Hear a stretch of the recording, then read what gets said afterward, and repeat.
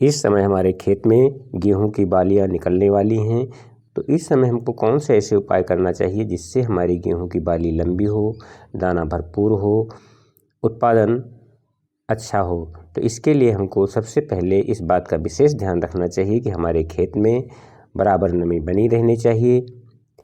नमी की कमी हो जाने के कारण हमारी बालियां छोटी भी हो जाती हैं और दाने भी सही नहीं भरते हैं, तो इस बात का विशेष ध्यान रखना चाहिए। और ऐसा करना चाहिए कि पानी यदि हम लगाते हैं या सिंचाई करते हैं तो बहुत ज़्यादा पानी की आवश्यकता नहीं होती है, हल्का पानी हमको लगाना चाहिए जिससे हमारे खेत में बराबर नमी बनी रहे और अंत तक जब तक उसमें बालियां न निकल आएँ और दाना ना बन जाए तब तक नमी को हमको पूरी तरीके से बना के रखना है। और ऐसी परिस्थितियों में हमारे पौधों को बहुत ज़्यादा पौष्टिक तत्वों की भी आवश्यकता होती, तो इसका भी हमको विशेष ध्यान रखना चाहिए। यदि पौधों में पीलापन दिखाई पड़ रहा है या पौधे हमारे कमज़ोर दिखाई पड़ रहे हैं तो उसके लिए भी हमको कोई ना कोई प्रबंध अवश्य करना चाहिए।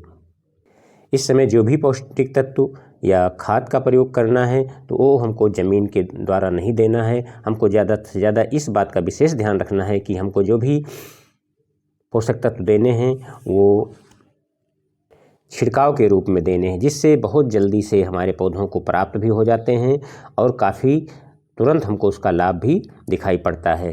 क्योंकि इस समय हमारे जो पौधों की जड़ें होती हैं काफ़ी कमज़ोर होने लगती हैं और जड़ों के द्वारा वो भोजन कम प्राप्त कर पाते हैं, तो इसलिए हमको जब छिड़काव करते हैं उससे हमारे पत्तियों के द्वारा काफ़ी आसानी से हमारे पौधे प्राप्त कर लेते हैं।